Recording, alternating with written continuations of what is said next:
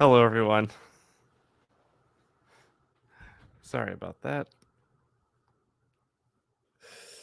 I think I should be okay now. Let me know how I sound. I should be okay.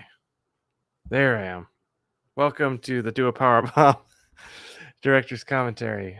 It's me, DWJ, back from San Diego Comic-Con. If I saw anybody there, I'm so glad. Hello, everyone.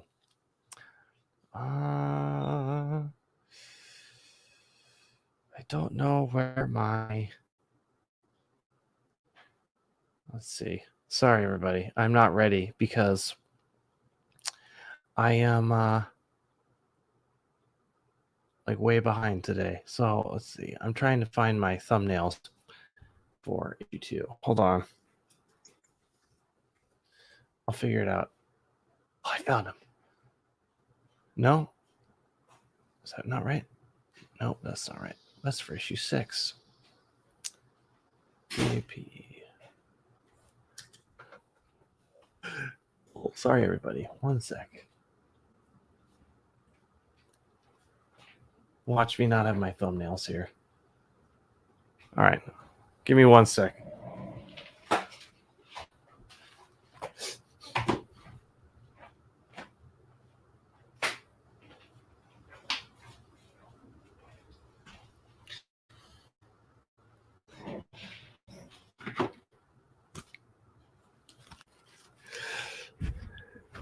Pasta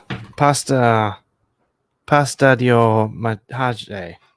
I am okay. I am very busy. I'm a little stressed.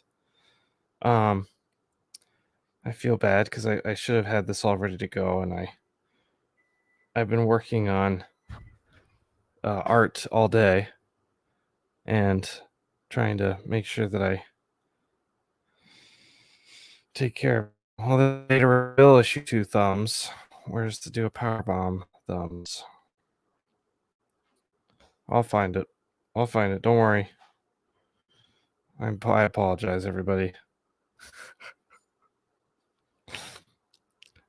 Okay, hold on. I have all these. Let's see. No, that's... I'm going through my iPad that has like thumbnails from literally like 4 years ago on it. Okay, hold on. There's the issue 3 thumbnails. Where did these go? Issue 2. Okay, hold on. We're going to go to Procreate now because I do all my thumbs in Procreate. And I'm going to find them. I'm going to find them. This is what you came here for. There's my Deadpool black, white, and blood thumbs. Don't worry, guys. I'll get it. Oh, I found them. Okay, 1 sec. Sorry, everybody. Oh my goodness. I'm so sorry. All right. Just give me 1 second. Please continue. Oh, geez.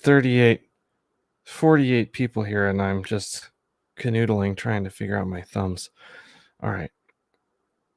PDF. Best. Then we're going to to Mac. Okay. Almost ready here. I do have the thumbs. Now I'm going to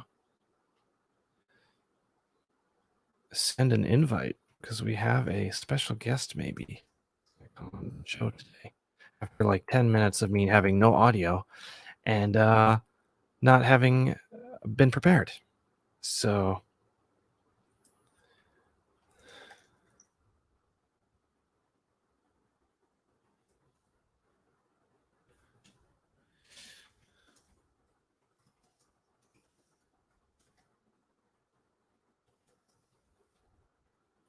sent that invite out. I apologize. My apologies. Let's get to it. Issue 2, Director's Commentary. Hope everybody's doing well today. I've said that multiple times, but that's when you couldn't hear me.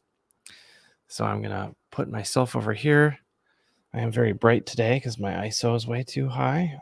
That's a little better. Let's just get this way, and then, all right. Good. Almost. There we go. Just going to bring this over here.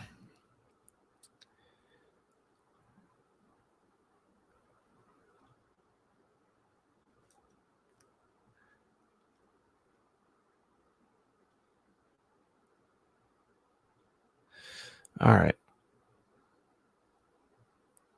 Ready to share my screen, ready to do this. My apologies. It should have been up like last time, just the way it is, but you know how we do it here on the Daniel Warren Johnson channel. Everything is slapdash, last minute. Let's rock and roll. Sharing my screen now. No. Share. That's what I need to do. Share screen. This one. Okay. All right. Here we are. Can I do that? I can do that. Just the screen. I'm going to move this over a little bit. So, for those of you that have read the book, of course, welcome. For those of you that have not read the book, spoiler alert, big time spoiler alert. We're going to be going through every page as we do every time. There we go. That's how I zoom in. So here we have the first page of the series where we get a big old info dump from Necroton. He is the necromancer that, of course, propositions Lona at the end of issue 1 to possibly be able to bring her mother back to life. And I kind of consider Necroton to be like a cross between like a pro wrestler, a guy that shops a lot at Hot Topic, and the Statue of Liberty. So yeah, you'll notice there's some like white out here. Got some junk there. I use that for texture. I also noticed that I whited out his sunglasses. Those style of sunglasses are incredibly difficult to draw. Like really hard to draw. We've got him sipping. This is one of my favorite panels in the book. You'll notice that all of this is here. This is like very sketchy. All of this stuff is all translated right here. You can see here that I've given myself a little bit of a, it's not really 3-point perspective because I'm making this all up down here, but there is a vanishing point, like technically like way up here. I didn't actually make a 3D grid for this drawing here. I'm going to move this over a little.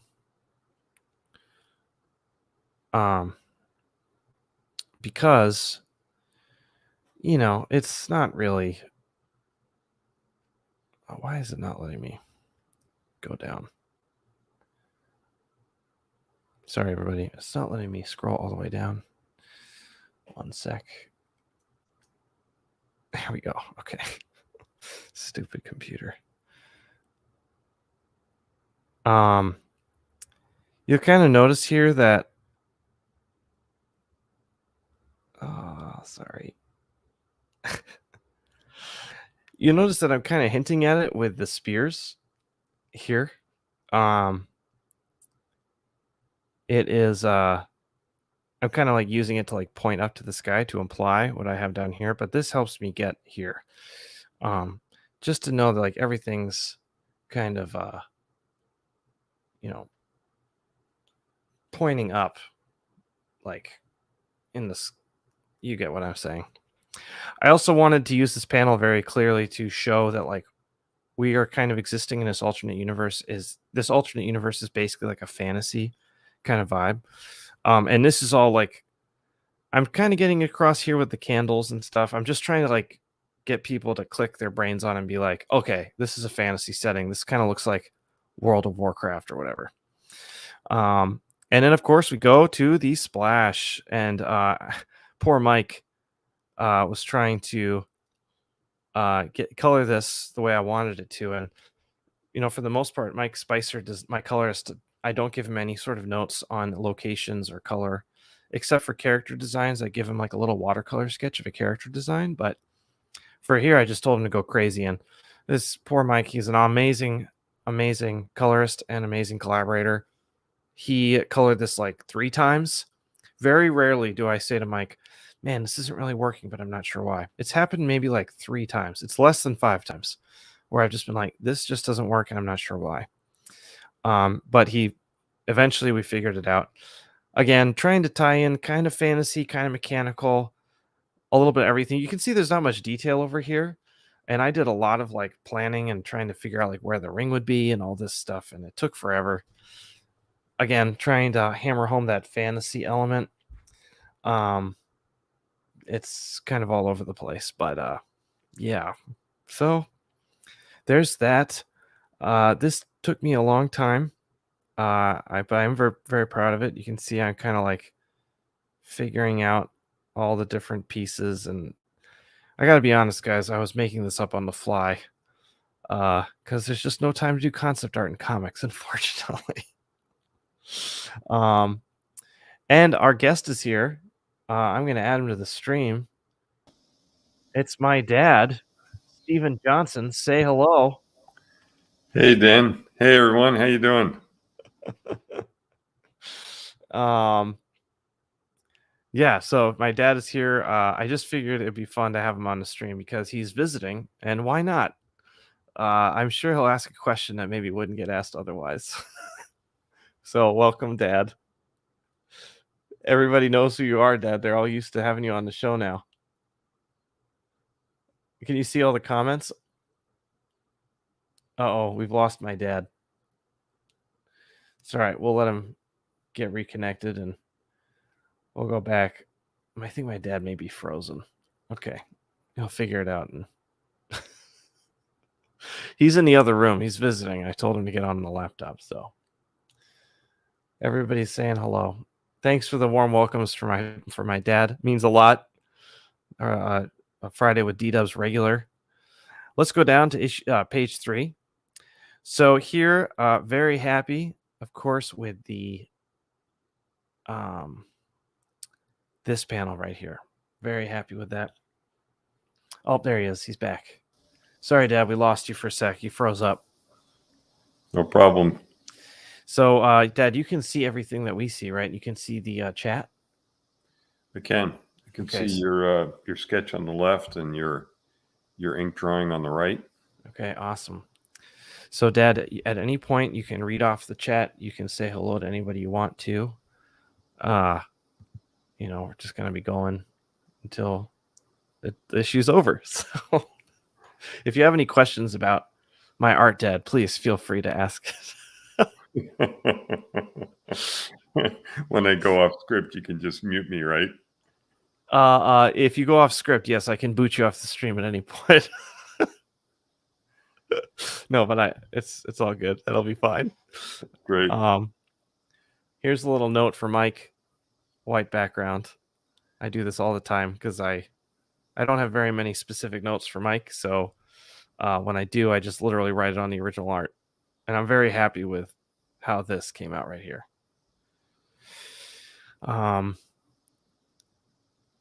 Very hard to draw these panels. Go ahead, Dad. That's where Necro is explaining the whole deal to her, right? And she's like, "What the heck is going on here?" Yeah, this is like this whole scene is like basically one huge info dump, which it's a lot, but I needed to do it to make sure that everything was like registering. Yeah. This is also Puroresu. That's like how the Japanese pronounce pro wrestling. Like that's how their phonetic alphabet works. So there's no real translation, I don't think, in Japanese for pro wrestling. There might be, but if you see the words, they spell out Puroresu, and so that's why the back of his jacket says that, because he's a big Japanese pro wrestling fan. You know what I just really like me, Dan. You know what I really liked about this panel was the guy who brings the cheese or the cheese plate or whatever. Yeah, Bob. Yeah, like Bob. Like I didn't expect like this Necro guy to have a guy serving cheese on a cheese plate, or whatever. It's true. I think I may have underwritten Bob's character I wanted him to show up more. You'll see what happens as it goes on, but I think I maybe did him wrong. So here's Well, the big there panel. was kind of this big contrast because you see him in issue 1, like looking at the TV and that panel that you just popped up there. Yep. Like you expect he's going to be this dude that's like unable to communicate with him, basically, and then he's sitting down like this cheese plate's coming, and he's having this like one-on-one conversation. So that was quite a contrast, I thought. That really struck me in issue 2. Thanks, Dad.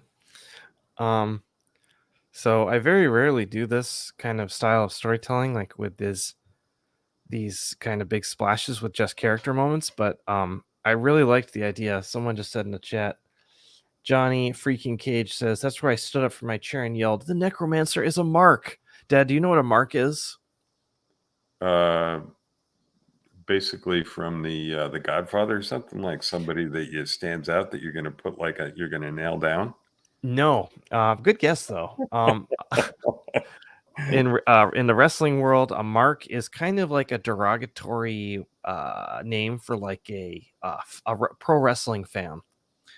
So somebody who like watches it all the time, like I would be a wrestling mark, for example. So, but it's kind of got it's like it's they used to be like a way to like kind of talk down to the fans, like a lot of heel wrestlers would do. Like you're just a stupid mark, you don't know how it works or whatever. Okay.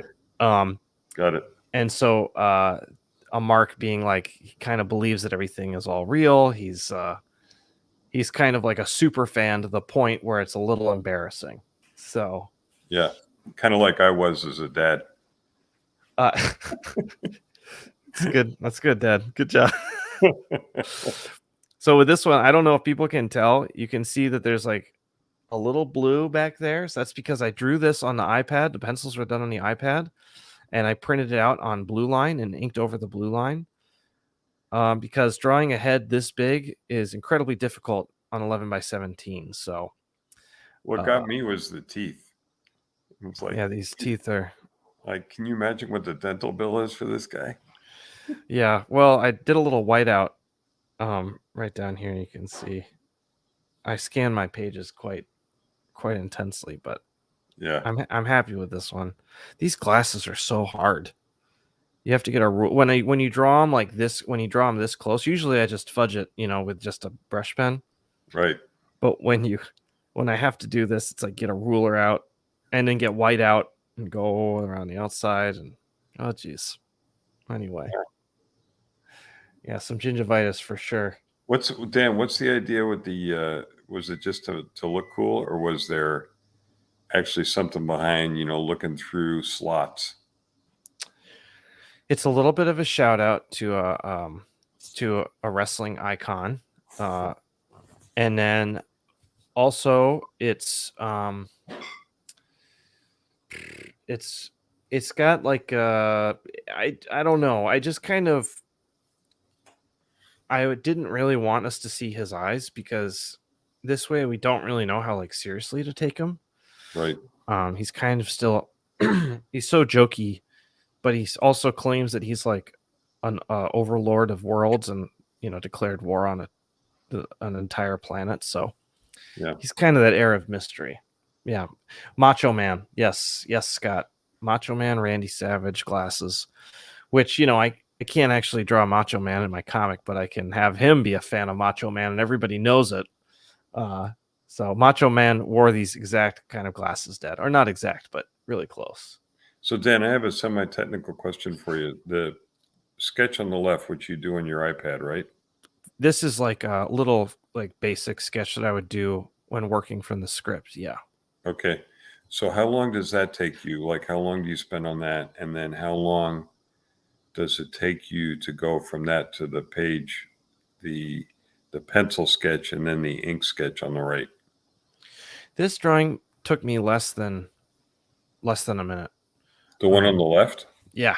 This is just like Gee. just banging it out really fast. And then what will happen is I'll do multiple iterations of this sketch. So before this, I'm sure I drew this a few different times, all being under a minute, until I get the right gesture, until I get the right feeling. It's more about feeling than it is about specificity, because I know what this is. It's all the information's there. Right. I know exactly what it's going to take. And then when I'm so this is done on the iPad as well. And then when I go to this sketch, or when I go to these inks, or the pencils, I should say, Hmm. that takes me longer. Maybe, oh gosh, 2 hours to pencil it, and then the rest of the day to ink it. But I can finish this in a work day as long as I have this to go off of. So this is just like a planning sketch. It's very simple. Okay. Um, So what always gets me about your drawing is the speed at which you draw. Like your hand just flies across the paper. Like, when I try and draw something, I'm like thinking about it and drawing the line gradually, or, specifically. And then the other thing is the way you go. Like when I watch you draw, your pencil like dances around the page. It doesn't, like, you don't first draw the glasses right. and then you draw the chin and then the chest. You just sort of like fly around the page. I still don't really get how you do that. I know, it's insane. I know I seem like a crazy person when people watch me draw. I have a really hard time staying in one place. I just kind of go wherever my mind takes me, and I just go with the flow. And I just kind of get bored with drawing the same section over and over again. So I'm sure, like with this, the wood detail of this door, I'm sure that I would do this for a little while, and then I would work on Lona for a little bit of her hair, or I work on Necroton's jacket, or what have you. But I would Right. not just spend all this time just doing this. I'd come back to it. Um, you'll also notice I stole this from Dad. This is an artist, a famous artist, Chris Somney. He's worked on like Daredevil. He is a legend. Um, but a lot of times, a lot of different guys have done this, but I stole it from Chris specifically. He'll like white out stuff that's touching the ground. So this table's touching the ground, so I'll like white it out so it kind of looks like it's touching. Okay. It's like a little trick. I Um, love the side perspective, like you're, standing in the room and you're looking at the the people or the story just from the side, like Thanks. you're an observer. Well, you can see here that I actually whited out. This is going to be inside a panel, Hmm. but I just felt like it worked better as an open one. And yeah, and also I really like this. I like this page a lot because there's some really nice timing. So you have a blank here, and then talk, talk, talk, talk, talk, talk, talk, talk, talk, slam, and it just breaks up the kind of monotonous talk, talk, talk, talk, talk. Um, I also noticed on this panel the way his hands went down on the table, and you do this a lot, like his, the way you draw it's not the right word, but like the fuzziness or the jaggedness of his hands to show the movement. And like it conveys like that powerful image. You just don't have the hands on the table with the words. You actually see the hands or feel the hands coming down on the table, and so the word and the picture kind of complement one another. Thanks, Dad. Guys, this is just my dad saying nice things about me. Isn't this awesome? This is our deal, guys. Like, I say nice things. I'm really fascinated by what Dan does. I say nice things about him. He goes, Dad, you just got to stop saying so many nice things. But don't worry, I'll come up with something here at some point. Okay. So Dan, somebody said any childhood memory. So I just wanted to tie one back to what I mentioned. So Sure. the way uh, your pencil flies across the page. And when Dan was playing Little League, he would, or actually anything, he always had his finger up in the air. I said this on one of his Friday with D-Dubs before, but his finger would just fly around in the air. And he was always drawing like in the air, and it was just like sort of going all over the place. I remember one time we were at a Little League game, and his grandfather was with us. And Dan was in right or left field or something, and he was like had his glove in one hand, and the finger was like flying around in the air, And his grandfather's like, "What the hell is he doing?" I go, "He's drawing." Well, he's not supposed to be drawing. He's supposed to be playing baseball.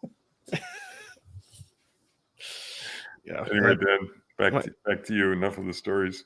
Papa was definitely concerned. He's like, we need to get him to see a specialist or something. He's very worried about me. Well, once he could see, you know, as you grew older, and he started seeing some, and you drew some really nice drawings for him. Then it kind of clicked. Like Carmelo Anthony, Yep. and that guy playing golf, which he loved. So you drew these drawings, and the guy on the horse, you know, the horse racing drawings. He just loved every drawing you made for him. So I don't think he ever looked back and said, "You shouldn't have been drawing. You shouldn't have been drawing while you're playing baseball."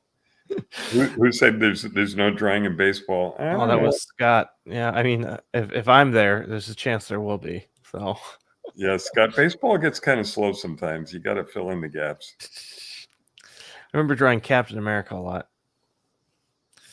All right, let's see.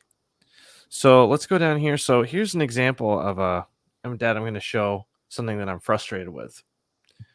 Dan, So what is the comment? Neved?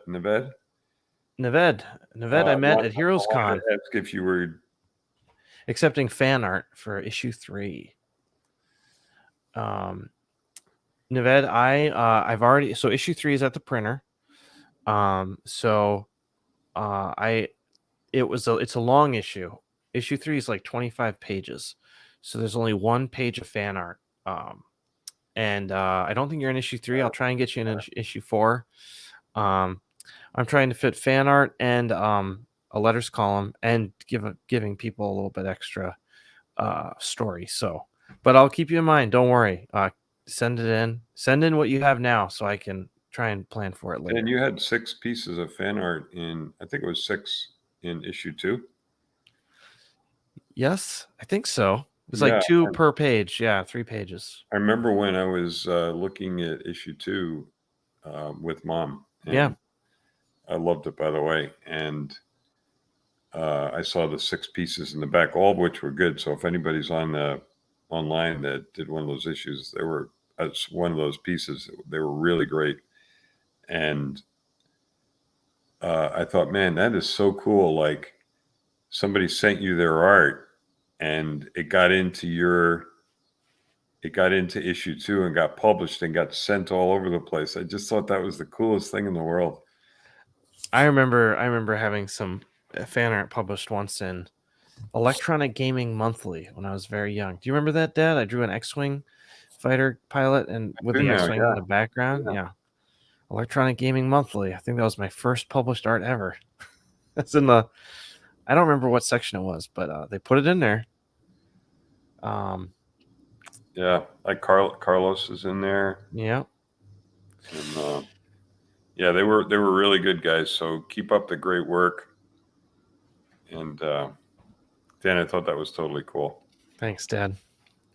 All right, so I'm gonna here to kind of talk about something that I was frustrated with. So, here we've got this big reveal of Necroton's abilities and kind of like how crazy it all is. And you'll notice, like, I thought it was like really intense, and I thought everything was perfect. And then when I drew it over here, I was like, it's not very intense, and I was having trouble figuring out why the dynamics were so kind of like not great. And then it hit me. If you look at the size of the kind of apparition of US Steel Rose here, and the size of Lona, and even the size of Necroton here, they are not that different. And look at all this empty space up here. So this is a self-critique here. These characters need to be bigger. They just need to be bigger. And honestly, if I had more time, I would have made them bigger. But I loved the way that I drew these 2 characters, and I loved the way I drew Yua here. I actually love this drawing a ton. I just wish that these characters were bigger, because everything about this, the pose and the composition, except for the fact that they need to be bigger, is awesome. You get all the information you need to, right? It looks a little bit like a laboratory of some evil nature. And like this, look at this. Look at that mechanism. That's perfect, right? And I love this is my favorite drawing in the whole series of US Steel Rose, hands down. It's just kind of marred by these two characters not being big enough. So it's like dynamics, right? Like confidently bigger than, confidently smaller than. Dan, that didn't really bother me about this panel. I think I love the detail, and I love when you get into drawings that show a lot of detail, especially pipes and stuff. Guys, I'm a water engineer, so I love pipes. Anyway, what I think happened here is there was so much detail that the characters got lost a little bit in the detail. Disagree. Wrong. Like, shouldn't there have been a little bit of No. a No. blank space behind Bob? No. There's some critiques, Dad. You're right on the money. I gotta disagree with you on this one. No, not correct. Yeah, so I think if you made them bigger, it still wouldn't have done what you wanted it to do. Everything else about this page, I think, is awesome. Also, speaking of detail, I went absolutely crazy in here, and then I really loosen up so we can get deep with the characters. We can get really clear with how everybody's feeling. Right. Get kind of a motive here with the like, what that, hey, I'm a necromancer. What did you expect? Can we read the titles on the books on the bookshelf? No.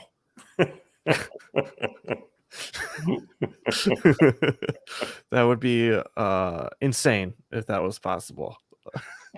I know, Johnny, exactly, right? Like, I come up with these ideas for stories and like the way to show things. He's like, Dad, no, Dad, no.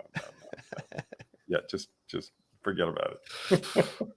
All right, let's go to the next page. Let's see here. We have the page where they're kind of where he has brought her back to Earth, and this has a fisheye lens here, like a fisheye kind of vibe to it. I don't know why I didn't do this. I think because I just didn't want to deal with having to draw this exact sign, and I also don't know why I changed it here. I just felt like I wanted more room here. This sign, this is an actual shop in Tokyo, the Tudokan. I don't know how to pronounce it, but it's a big pro wrestling martial arts shop, just like it says. This place really exists. And before the pandemic hit, my wife and I had made plans to visit Japan in October 2020. And of course, that did not happen. A lot of my visual research for this book was going to happen there. So I kind of had to rely on Google Images and so on, but I did my best, and the whole like layout of this store did not. That's why I changed it. It just did not fit this panel. Sometimes if you're trying to draw an actual place, it just does not play ball with the perfect, panel composition that you had. So this was a bit of a struggle. This was so hard to draw. I'm glad that I did it. I think I did a really good job. This is like a leather. It's like almost like a leather. I took some liberties here. This is like, it looks like it's on wood. The actual sign is not split up like this. It's just like a piece of plastic, but it looked really weird when drawing. So I changed it up a little bit. And those things on the top, the upper left and right, are those windows or vents or something? Those are windows with like, oh gosh, what are they? The shades, like curtains. Okay. And so this one was a struggle. I put a lot of work into it, and I'm still not super happy with it, but I just have to let it go. I am happy with this part. This is a big story moment that is kind of hidden.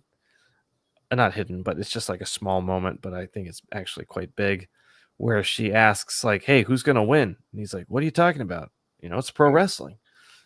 And she's like, yeah, it's pro wrestling. It's scripted. And there's this beat where he like doesn't know we don't know what he's going to say. And we reveal that he has no idea that pro wrestling is totally fake. Like he has no idea at all. And I'm very proud of this story beat. I was trying to figure out how to fit an actual like real stakes pro wrestling tournament where people are actually fighting with a a tag team or a characters that come from Earth where pro wrestling is not real. So kind of yeah. So this is I'm very happy with this one. Let's see. I'm very happy with the story beat. I think the art on here is great. It makes up for the art on here not being awesome. Let's see. For page 8, we got the big reveal that this is a tag team tournament, and who Necroton's thinking of having her team up with. Again, trying to come up with Tokyo reference for an alley. I took many liberties. Apologies to anyone who lives in Japan. I wanted it to be raining in this panel here, but it just didn't work. I'm not sure why I didn't do it. And but I am happy with this drawing. I think this is quite cool. And I'm really happy with this drawing too. I love the air conditioner on the wall. Yeah, the kind of, I don't know what kind of style of AC this is, but these are all over Japan. Like the little tiny ones on the side of the buildings. I think like Hyundai or Samsung or something. Thanks, Carlos. So let's see. So yeah, I love this one. Man, I love that panel. And there I'm doing the Chris Somni thing again with the feet. It just makes them seem like they're standing on actual ground. That's cool. Yeah, isn't that fun? Yeah. I love the way you do the detail, Dan, on the panels, especially when you like get into the street where you're showing like a shop, or you're just it looks so, it's not completely real, but it's like it's just real with like a shadow of taking you to a different place. I'm not describing that really well. Thanks, Dad. It's pretty neat. Here I've got Lona visiting Korakuen Hall, which is an actual wrestling venue in Tokyo. It's right next to the Tokyo Dome, and they have all these wrestlers that have signed the walls, famous matches that have happened. I think they actually painted over it recently, which makes me very sad, but I researched this a lot to get this right. And the people who knew about Korakuen Hall, they could recognize it. A few people let me know, and I was very happy that that was the case. Also, I spent so much time on this hall, this like stairwell, and stairwells, guys, are very difficult to draw. We have a vanishing point here, a vanishing point up there. I didn't do a vanishing point here, but actually not that many, I guess. Oh yeah, a third vanishing point here, kind of going. They're difficult to build too, not only to draw. There you go, from the engineer's mouth. You heard it here. Getting the tread rise correct and the depth, it's. And I love this one when she's looking down at the ring. Yeah, so this is actually a last minute change. So you see that like this panel, this big one, is actually taking the place of this tiny panel. I just felt like I needed a panel of Lona walking into the ring, or the venue, like really, and making it really clear where she was in relation to everything else. Here, it's just a little bit, you can tell there's people there, but you don't really know where you are still. And this is just way more clear. And I was kind of thinking to myself as I was like thinking about changing it, I'm like, oh geez, this is going to take forever. But it was for the good of the story. And honestly, like, I don't want to sound like haughty toddy or anything like that, but like, it's sometimes you just have to do it. You have to do it because it just makes the story better, and it makes everything clearer, and it makes for a better page. And it was really fun. Lona's neck is way too long in this panel. It makes me crazy because I put all this work into it and then I mess her neck up. Is what it is. I know, so random. Here we have Kaneda the Destroyer, which is, of course, a little shout out to one of my favorite mangas, Akira. And here is again Korakuen Hall, like more of a detail shot. They have these like curtains that they pull over the windows, and let's see, we got a Kaneda sign. Let me see if there's anybody in here. That may or may not be a little shout out to one of my favorite pro wrestling announcers. We do have a few friends here in the crowd. This is my buddy Kenny Porter. He's a fellow comic book writer. And this is my buddy Riley Rossimo. You'll also notice Jake, Johan, and Murder Falcon in the crowd. Here is Jerome from Extremity. I don't think there's any other Easter eggs here. I started phoning it in. I think that's Cyclops back there.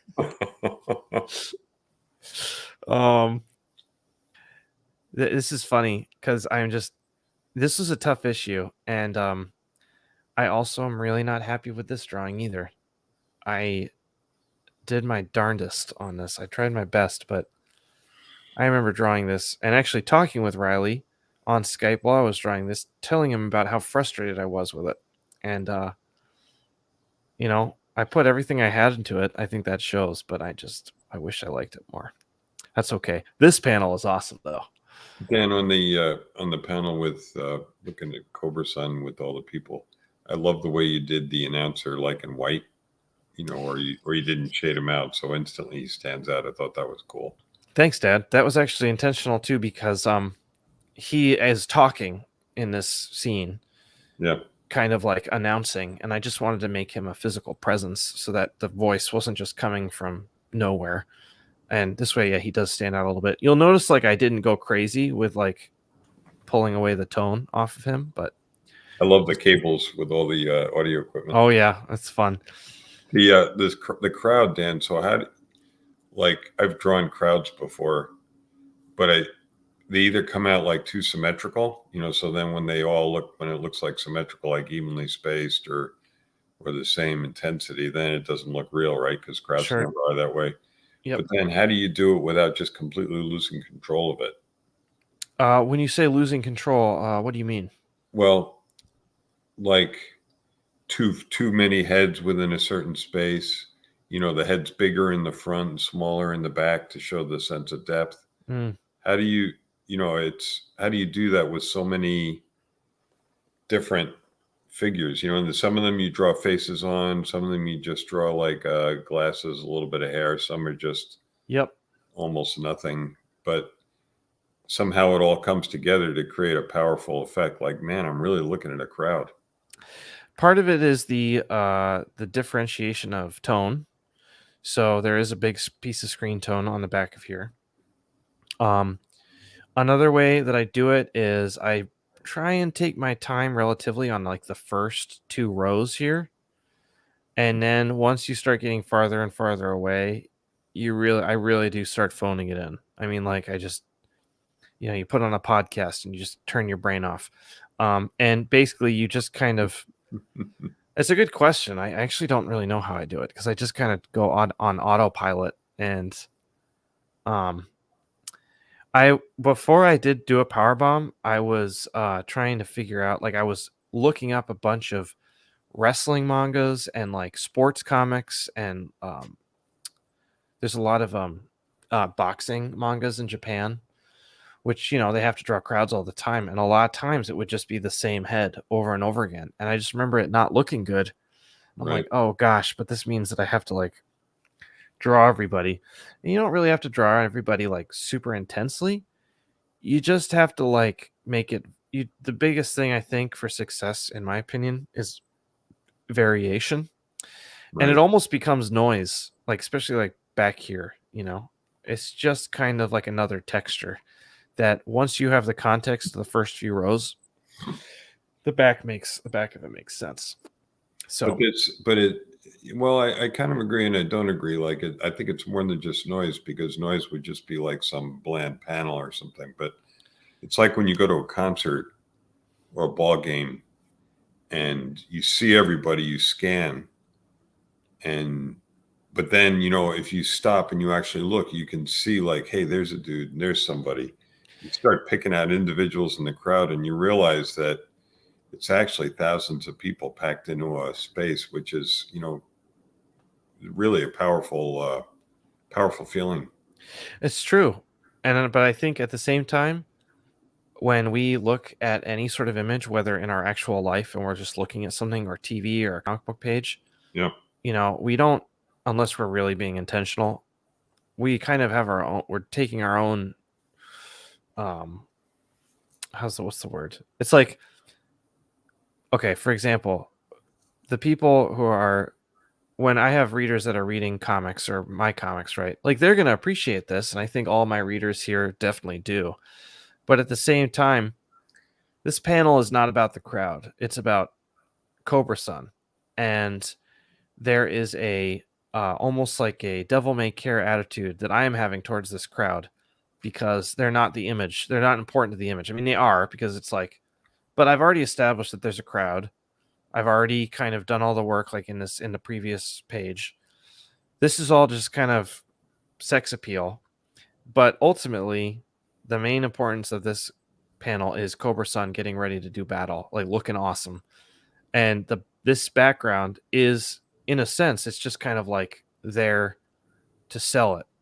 Yeah. So it's like, I mean, it is important, but it's not super important. This main character is important. You'll notice that I changed it because over here I've got the layout, and I just really wanted to show his feet.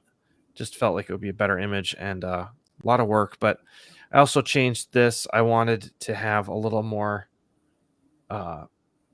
Let's see, right here, he's just a little bit smaller in the panel. I wanted him to be more of a contrast with this figure. So,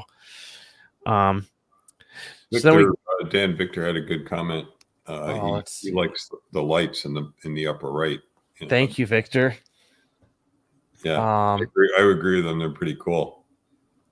So, Dan, there's a comment. Let's see, from Daniel. Gosh darn, can't wait to get the TPB when it's out.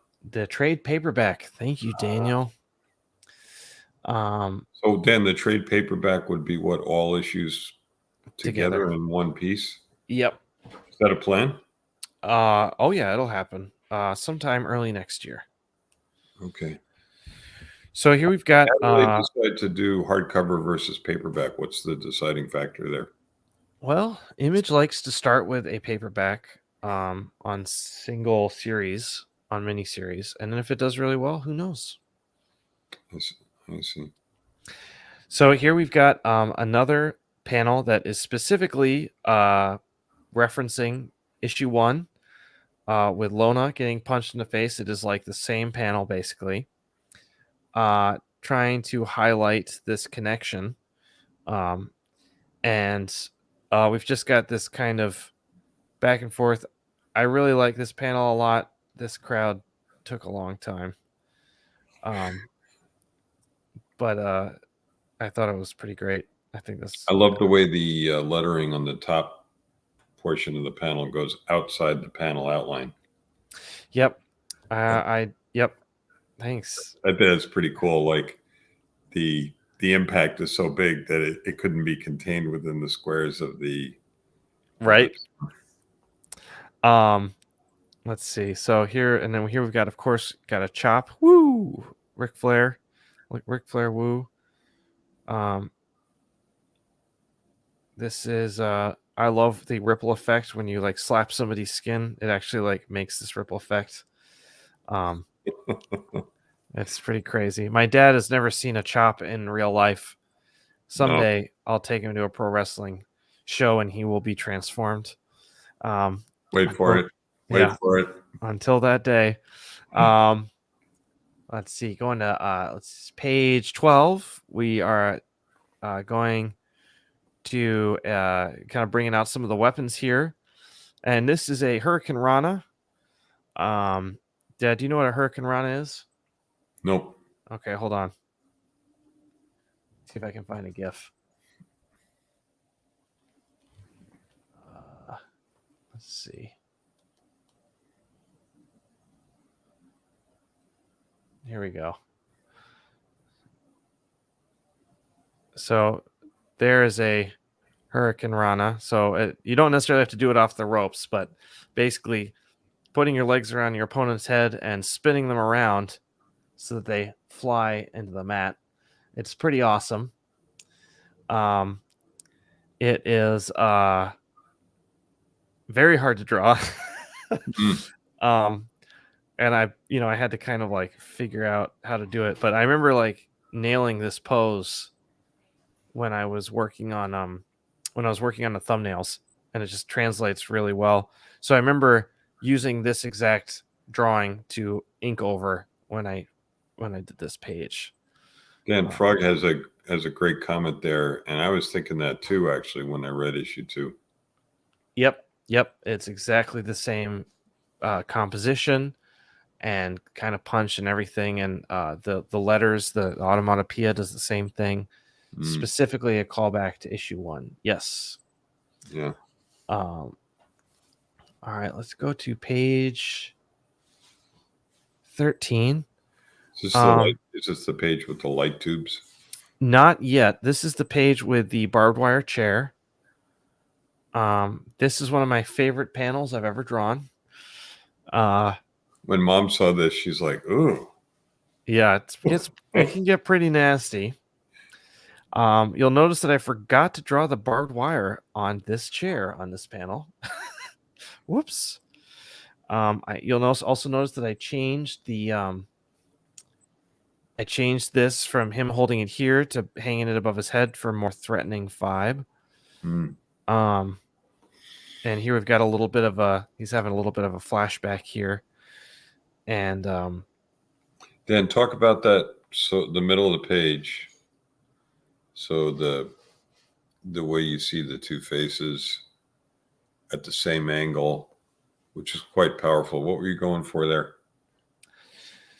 Well, I just was trying to get across that Cobra Sun still thinks about this incident that happened 10 years ago.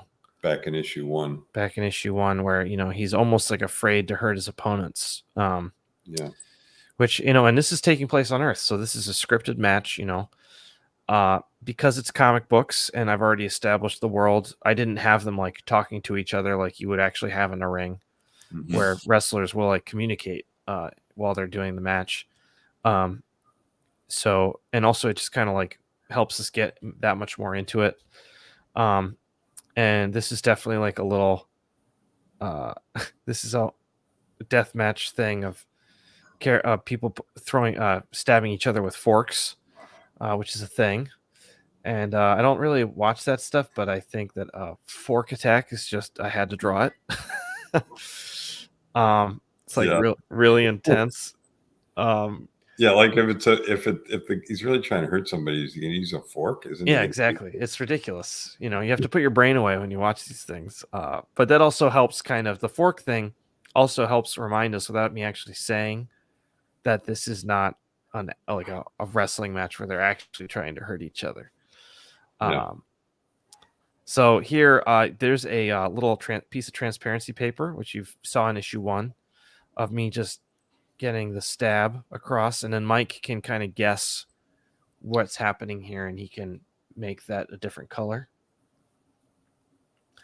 And then, this was all. So pretty much, I changed it still a little bit here just to save room, and this was just seemed like be a better panel here. And that's where he's going for the fluorescent light tubes, right? Yes, light tubes. Yep. Yeah. So, I mean, everybody knows how fragile fluorescent light tubes are. I mean, this is like a fork would be pretty painful, but a light tube, that would be just like, oh man, it's like a fly buzzing over my head. Oh, it's intense. So now they use gimmicked light tubes. They used to use real light tubes, which they have like dust in them that's really bad for you. That's true. Now they're gimmicked, which of course is what I would want. I don't want people to actually get hurt, but right. So we'll say that this is a gimmicked light tube for now. And this is a pretty intense panel in the book, but I'm really happy with it. This right here. So trying to imitate what happens when a light tube does get smashed, it dusts out. It just is dust. And actually going back, if I were to be able to go back, I would do more of this to get more of that effect. Right. It still has the fork stuck in his chest, which is so intense. Look at that fork cast shadow. so intense. Yeah, I saw that. That was like I also wish that I drew the ref back here for consistency's sake, but it's not a huge deal. Sometimes you'll notice, like, so I whited out this hand. Sometimes I will use a micron to draw the hands because brush pens are terrible with hands. They're just not finessey enough. They're great for gestural things like right here and like muscle and big shapes. But when it's time to get down to the nitty gritty, a lot of times I will put the brush away and pull out a micron. I'm not afraid. I'm not afraid to use a micron. So it's just amazing. You've talked about this before, like the amount of time you have to spend on a panel, and the amount of detail that's in most of your panels, and trying to get the body movements and the body angles right, and the speed lines and all that takes a lot of time. And so, how do you determine when, like, okay, I got to stop here. I can't like keep trying to make this perfect. How do you figure out that tipping point when you're satisfied enough with the panel? Got to move on, or you know what, this just isn't cutting it. I need to rework it or redo it. that's a good question. It's kind of it's a bit of a gut thing, first and foremost. But then secondly, it's like when I need to like stop and take care of my kids. And then also sometimes it's like, like for instance, like here, right? Like this background back here. Like this is barely anything, right? Because I'm just want to show where we are. That's all I'm trying to do. Yeah. I don't want to like flex or like show like how well I can draw background or anything because we don't need to. It's not important to the story at that moment. What's important is that Cobra Sun's about to get hit with a light tube, and then he does. Like Cobra Sun's hand up there, his right hand. That's Yeah, he's like, oh geez, here it comes. But you can tell there's not a lot of detail. You scratch that out pretty quick. I did, yeah, but I think it looks good. I think it's a cool hand. I guess what I should say is just because it took a long time doesn't mean it's gonna look good. That's a good point. So going to page 16. So I changed this a bunch because I just did not like the timing. So it's weird, when working in I'm gonna go full screen here, Dad, just for a sec. Okay. When you have two characters talking, so this promoter and then Lona, I wanted to have a moment, like a pause. I don't want her to just come in and start talking. So because of that, I kind of changed everything around so we'd have a little bit of a clearer delineation. Conversation, pause, conversation. Technically that's still happening here, but everything's kind of a little more together. This helps. I don't know. This is in my mind. This is what I was doing. So Mike was very helpful in the colors. He colored in bandages where I forgot to color in bandages here. So thank you, Mike. This panel, I will have you guys know, it just killed me. I spent so long on this panel. I wanted this thing to be perfect, and it was not going to be perfect, and I spent way too long on it. What was what would you spend so much time on? His back, like the sweat and the hair and everything? See how symmetrical he is? Yeah. Drawing symmetrical figures is very, very difficult. Like, because they can look really weird really fast. I actually like this panel more now looking back on it, and I wish I'd gone with this composition now because this just killed me. I still don't like it. I'm so frustrated. Actually, let's move on. I'm so angry right now. It just makes me crazy. Oh, you know what's funny about this issue? I should. This top part, I don't like anything about this top, and I love the bottom. I love the bottom, and I love how it works. Off panel. Oh, Lona, right? That's you, Lona, right? Because he sees the Lona Steel Rose thing on her chest, and then I love how we don't really see his face here when they interact. And he's like looking down, doing something else. And he's like, "So what do you want?" It's just that's perfect. So, but again, That's this stuff doesn't really relate to how well I drew it. It's just choices, like just choices of what the character is actually doing. So, but also it's like just because the top part of the panel looks good or doesn't look good doesn't mean the bottom part of the panel is necessarily going to follow, other than the fact that you drew it on the same day. right. They're really totally separate drawings, and Yes. different angle, different background, different character placement. Yep. I guess one of the reasons that I get frustrated with stuff like this is, you know, this is time is money, and I can't be spending a million hours making everything look perfect on a panel. So I choose. So like on this page, let me pull out here. It's very clear that like this is where I've put most of my time, and I try and do that on every page. There's at least one panel where I've like put in my time and energy, and Yeah. it's not like I'm not trying on the other ones, but you know, I'm not phoning it in. But it's like I like to have one panel on every page that gets people excited, or that I can get excited about. And these are all character moments, they're not huge things happening. This is a moment here where you need to sell the environment, you need to sell the character. It's telling a story about the rest of the page. He's hurting and he's not feeling good about himself or his match, and he's not feeling good about Lona being there either. This provides the tone, so I really put all I had into it. And then sometimes it just doesn't work out, and that's okay. You know, uh, people kind of downplay comic book art or the quality of art in comic books, and like I remember seeing just a few days ago the Vincent Van Gogh painting of the room, where you see his bed Right. on the nightstand and a few picture on the wall and stuff. It's not like the top part, there's like looking down on the room from above, looking at the bed from the side, looking at somebody sitting in the bed. It's just the one painting with the one angle. Hmm. And so one of the neat and I think difficult things about comic books is that there's so many different artistic images generally on any given page. Yep. That's pretty powerful, actually. Yeah, you're not wrong, Dad. Um, let's see. Forehead way too big here. That's okay. I inked this page at the barber shop.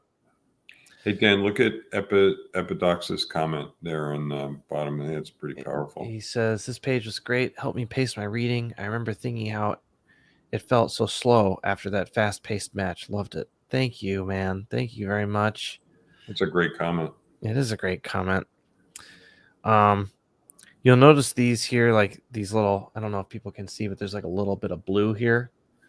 That's because I penciled this page knowing that I had to go to I had to wait for a little while at the barber shop. So I inked a lot of this at the barber shop. And Is that why there's so much hair? maybe. So I really like this drawing, and this moment here is my favorite in issue 2, where he says, You're too green, you're gonna hurt yourself." And she goes, "Well, you know all about that, huh?" And he goes, "I do." Right here. He's just like, "I do." Yep. And it's just like he's not even really wanting to fight about it. He's just resigned to it. Mm. Um, and so then we move to, also, Mike colored this amazingly. I don't have the colors on me, but I just want to shout out Mike really fast. Mike did this like pink background during this like really intense emotional moment, and it works so well. It's kind of scary. It is scary, Dan. It's almost like you and Mike are left brain, right brain or something. I know. You guys, like, his coloring complements your artistic work so powerfully. Yeah. It's really quite incredible. Thanks. I like this panel a lot. This is some really intense, like 3-point perspective here. Gosh, this Cobra Sun pose of him walking out the door is I like it a lot. it's hard to get subtle things like people walking out of a doorway to sell to like really make it work. And I love panels with no dialogue just to kind of get the timing right. And this is one of those, and all that's planned. That's all here.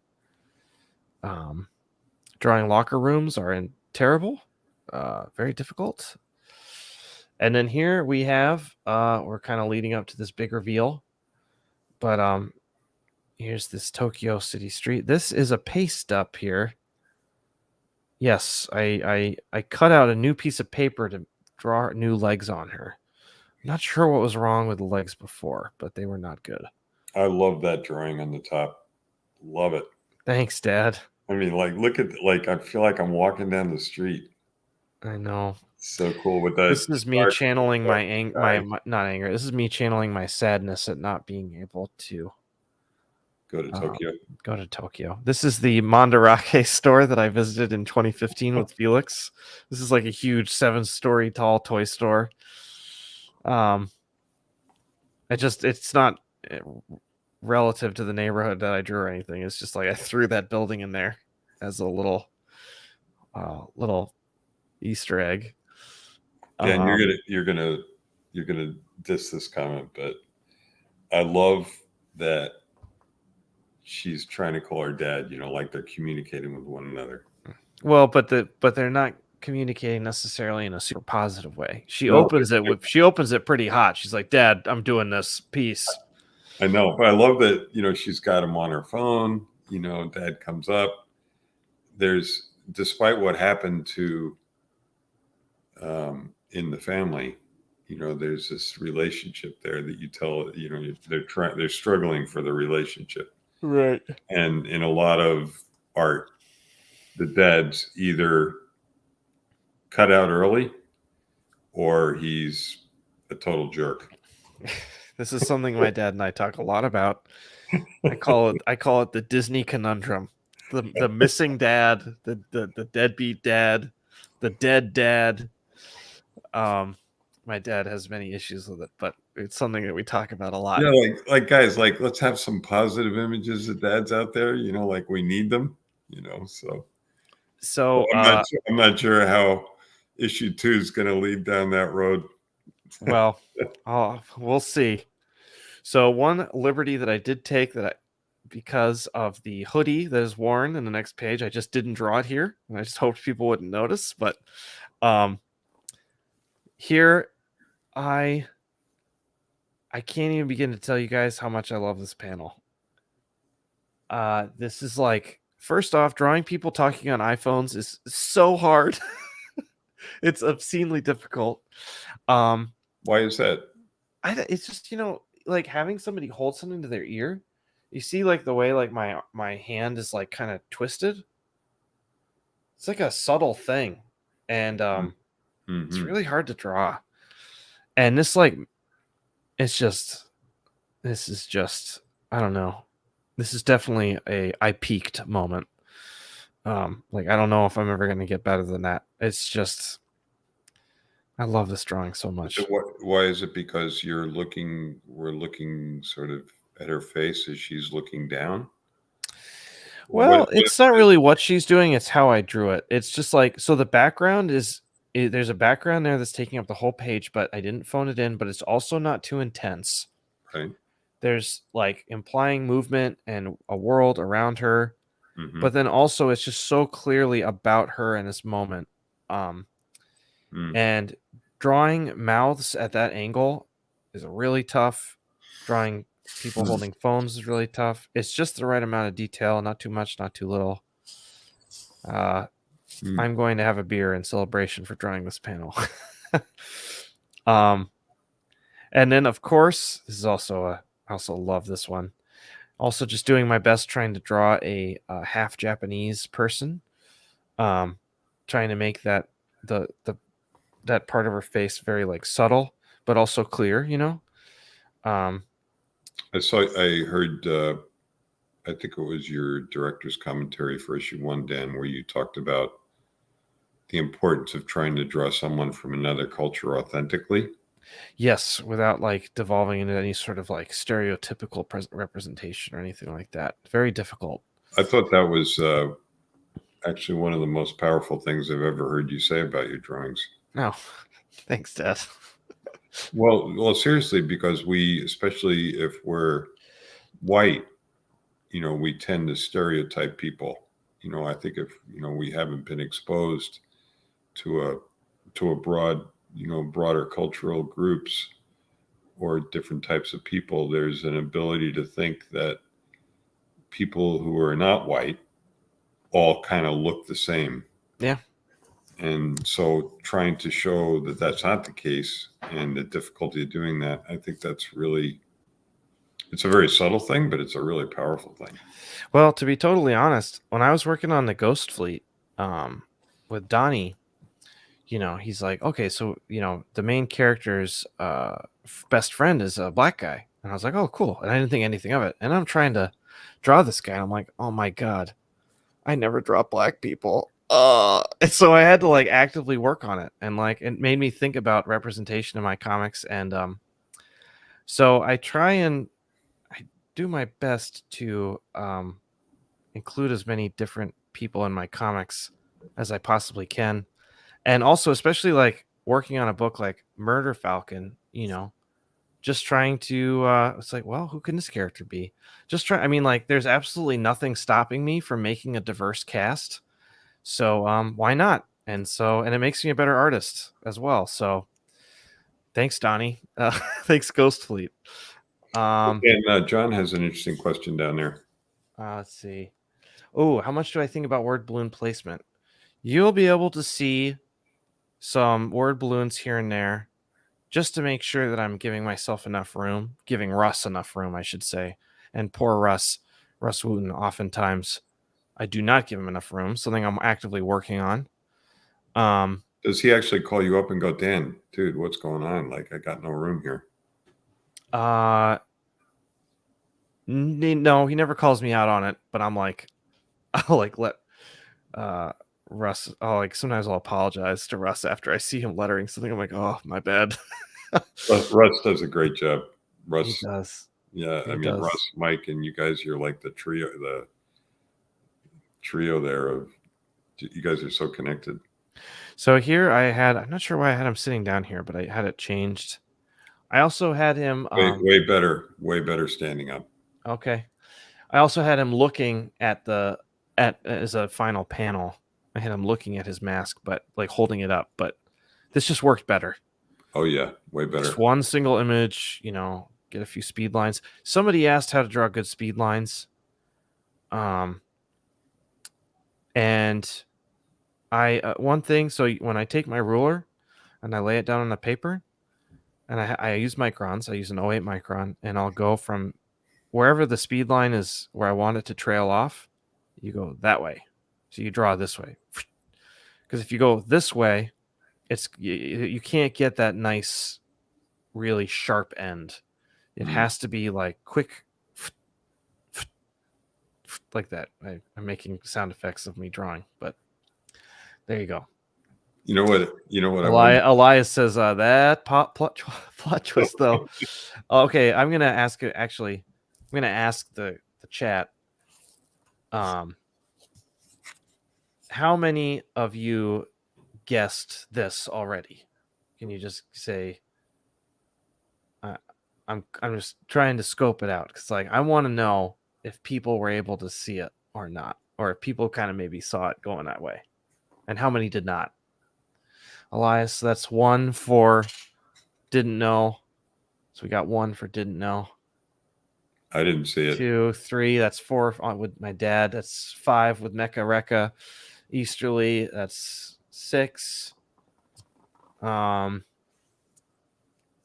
Dave, Victor, and Steven.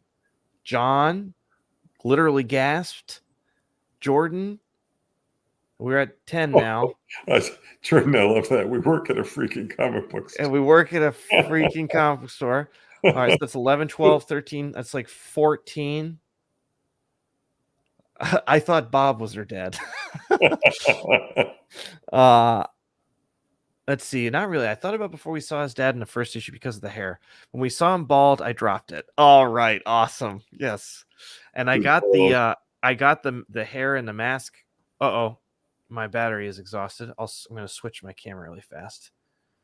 We're almost done anyway, but my one of my favorite wrestlers is Jushin Thunder Liger, and he used to have hair, like really long, beautiful, flowy hair. And as he was getting older, he wanted to keep the hair look, and so he just got put hair in his mask, like fake hair. Did you see Dan? Take a look at main event comics comment though. That I was wondering that too. Like, how long did Alona not know though? Like the voice, like. Okay, well, so here we have to put on our comic book. I knew you were going to say that. It's like it's me, Superman. I mean, come on, guys, kill me. That's true. Yeah. Yes. So and I realized he's gone again. Oh yeah, but here. Oh yeah, we have to kind of put on our comic book hats for this one a little bit. Like, I mean, there's a point where you're like, okay, what really know though? Would she really not know? Look at John Rattel's comment. That's a good one. Does Necromancer already know? I cannot speak. I can neither confirm nor deny. That would imply yes, he did change really quick before fighting you. So Jordan asks, as an Albertan, I must know, in light of the reveal of Cobra Sun's identity, is he really from Calgary, Alberta, or is that just his fabricated origin to hide his identity? That's great.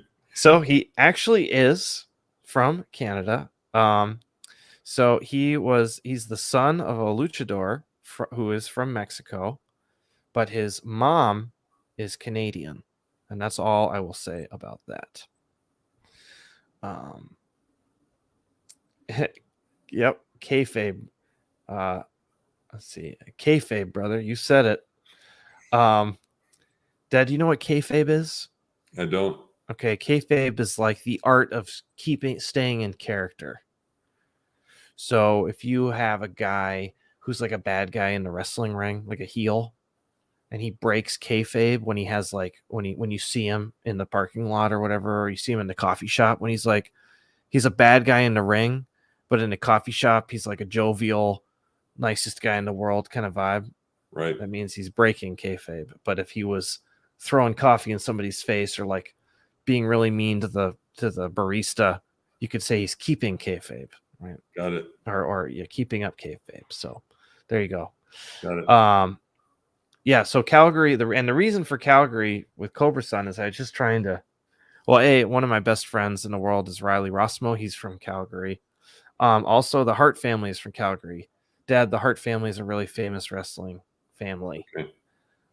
And there's this it's infamous actually. It's called the Hart Dungeon, where Stu Hart would bring new wrestling recruits down to his basement where there would be like a wrestling mat, and he just put them in submission holds for hours on end. Calgary's where me and Mom went for our 45th wedding anniversary. I remember that. We had a great time. Yeah, good times. We went to Coaldale, which is a few hours south of Calgary. I don't know if anybody's on from Coaldale or Lethbridge with the big trestle. It's totally cool place. So, all that to say, Dan, I have one more question about this panel. So, okay, all right. The bookshelf. What is he reading? Like the Idiot's Guide to Pro Wrestling? What's in there? Let's see. Let's look, Dad. It's a whole lot of nothing. I know, but it seemed a little odd that he would. I thought it was interesting that he'd have this really nice shelf with like a glass doors and a bunch of books in there. Okay. I'm overdoing it. Yeah, no, you're overdoing it. It's too much. Okay. This question's not relevant. Hey, it's in the drawing. Oh my god. Next time I'm just gonna do it all black. Just nothing.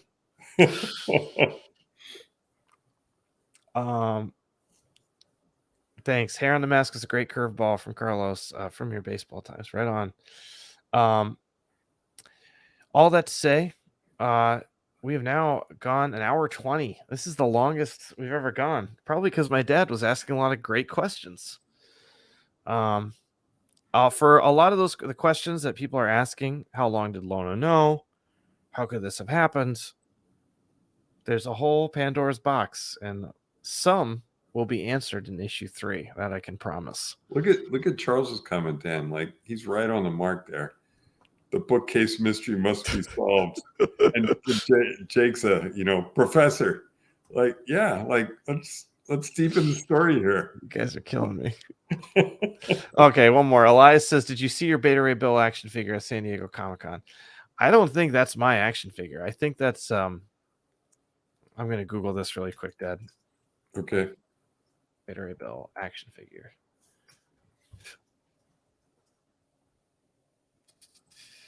I'm not sure. Something got announced at San Diego. Some big news about it. I don't know if it's big news, but I can't find it now.